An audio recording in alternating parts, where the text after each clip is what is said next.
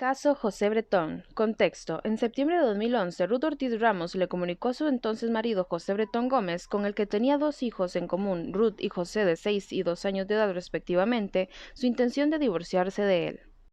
Planificación del asesinato. Para ejecutar dicho plan, José Bretón decidió que el lugar más seguro sería la finca de sus padres, situada en el polígono de Las Quemadas, conocida como la Finca de las Quemadillas en Córdoba, así como que la fecha adecuada sería el 8 de octubre de 2011, aprovechando que ese fin de semana estaría con sus hijos. Con dicha finalidad, comenzó una serie de preparativos, así aprovechando que un médico psiquiatra que lo había tratado años antes y con quien había consultado recientemente le había recetado unos medicamentos tranquilizantes, un ansiolítico y un antidepresivo. José Bretón lo compró el día 29 de septiembre de 2011 en una farmacia para que una vez llegado el momento poder adormecer y quitarle la vida a sus hijos fácilmente. Asimismo, con la intención de, una vez ejecutada su acción letal, hacer desaparecer los cuerpos de sus hijos entre los días 5 y 7 de octubre de 2011. José Bretón hizo acopio de leña en la parcela y adquirió combustible gasóleo en grandes cantidades en una gasolinera de Huelva, comprando en total 271,11 litros. Al mismo tiempo,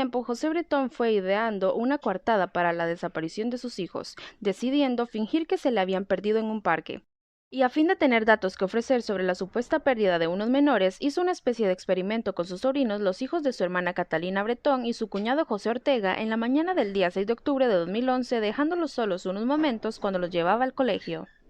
Desarrollo de los hechos. El día 7 de octubre de 2011, José Bretón recogió a sus hijos en Huelva y se marchó con ellos a Córdoba, donde primero estuvieron en casa de los padres de José Bretón y posteriormente en casa de su hermana Catalina Bretón, donde dejó a los niños. Desde allí se dirigió a la finca de las Quemadillas a fin de sacar del maletero del coche y dejar allí las garrafas de combustible que había comprado en la mañana de ese mismo día en Huelva. A su vez, para dar mejor cobertura a la simulación del extravío de sus hijos, Bretón le propuso a sus hermanos Catalina y Rafael acudir en la mañana del 8 de octubre de la denominada Ciudad de los Niños de Córdoba con sus respectivos hijos, aunque sin concretar completamente la cita. También le dijo a su madre que ese mismo día no iba a comer en su casa, porque había quedado con unos amigos, lo que era falso. En la mañana del día 8 de octubre, José Bretón y sus hijos fueron a casa de Catalina, donde Bretón permaneció con sus hijos y sobrinos hasta las 13 horas con 30 minutos, mientras su hermana y cuñado hacían la compra en el hipermercado. Cuando volvieron, el cuñado llevó a José Bretón y a los hijos de este a recoger su coche a la casa de los abuelos. Allí José Bretón se detuvo lo justo para hacer creer a su familia que se dirigía a comer con unos amigos, algo incierto. Al salir de la casa de sus padres, José Bretón, junto con sus dos hijos, se dirigió con su vehículo a la finca de las Quemadillas, suministrando a los niños durante el trayecto o al llegar a la misma un número indeterminado de pastillas de los tranquilizantes para facilitar su adormecimiento total y o su muerte. Una vez que llegaron a la finca sobre las 13 horas con 48 minutos del día, José Bretón telefoneó de nuevo a su esposa sin que lograra comunicarse con ella, por lo que decidió seguir con su propósito. Acto seguido, conforme a lo que ya tenía previsto y meditado, preparó una especie de pira funeraria cuyos elementos esenciales ya tenía dispuestos en un lugar nuevo de la finca, entre varios naranjos y sin visibilidad desde el exterior, en la cual colocó los cuerpos de sus hijos, sin que se pudiera determinar si ya estaban sin vida o todavía no habían fallecido, junto con una mesa metálica con el tablero en posición vertical que cubriría prácticamente en toda su totalidad la longitud de los cuerpos de los niños y la propia pira, y prendió una gran hoguera que avivó rápidamente gracias al uso de leña, unos 250 kilogramos, y gasoil, alrededor de 80 litros, que llegó a alcanzar temperaturas de hasta 1200 grados Celsius, logrando un efecto similar al de un horno crematorio.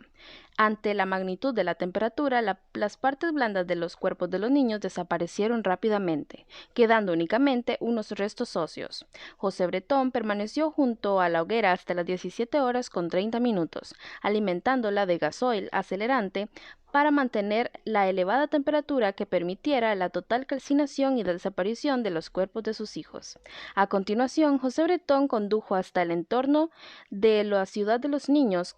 cordobesa, aparcando sobre las 18 horas con un minuto a unos 300 metros, intercambiando mensajes telefónicos de mensajería instantánea en los minutos posteriores con su hermano Rafael Bretón, haciéndole creer que estaba en las proximidades del parque con sus hijos, haciendo lo propio con su madre, que lo llamó por teléfono desde su domicilio. Cuando José Bretón consideró que había transcurrido un tiempo suficiente para hacer creíble la ficticia desaparición de sus hijos, llamó de nuevo a su hermano Rafael sobre las 18 horas con 18 minutos, diciéndole que había perdido a los niños, realizando reiteradas llamadas a la familia, logrando que tanto su hermano como su cuñado José Ortega acudieran a la ciudad de los niños para iniciar la búsqueda. Sobre las 18 horas con 41 minutos, José Bretón llamó al teléfono de emergencias 112 comunicando la desaparición de sus hijos, provocando la intervención de la policía. Acudió sobre las 20 horas con 43 minutos a la Comisaría de Policía Nacional de Córdoba para presentar denuncia por la desaparición, dando lugar a la incoación de un procedimiento judicial, pese a conocer perfectamente que no había existido tal desaparición en el parque, sino que él había dado muerte previamente a sus hijos.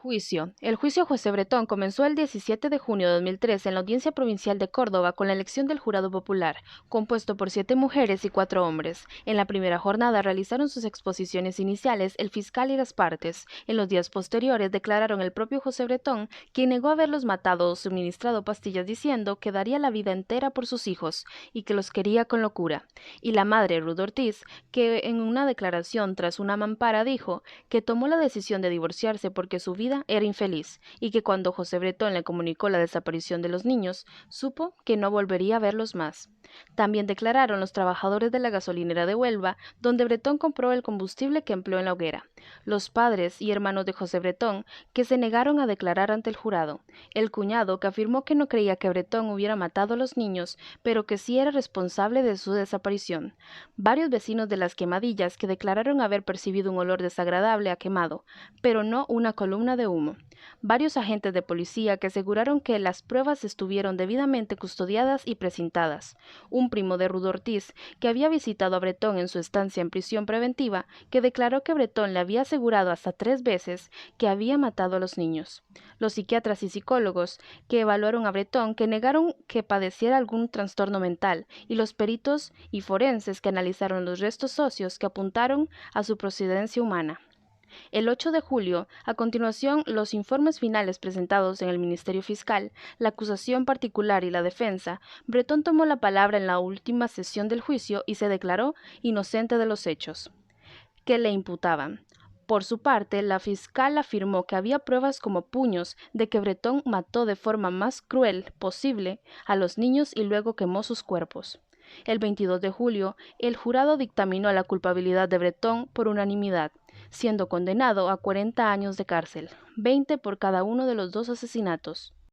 Recursos de la defensa. La defensa de Bretón recurrió la sentencia de la Audiencia Provincial de Córdoba ante el Tribunal Superior de Justicia de Andalucía, haciendo énfasis nuevamente en la cadena de custodia de las pruebas. El TSJA desestimó el recurso en noviembre de 2013 y confirmó la condena de 40 años impuesta por la Audiencia Provincial de Córdoba. La defensa decidió entonces interponer un recurso de casación ante el Tribunal Supremo, recurso que fue desestimado por unanimidad en julio de 2014. En marzo de 2015, la Audiencia Provincial de Córdoba rebajó la condena inicial de 40 a 25 años de cárcel a instancia de la defensa. Bretón había sido condenado por 3 delitos distintos, 2 asesinatos y una simulación de secuestro, por lo que le era la aplicación lo dispuesto en el artículo 76 del Código Penal.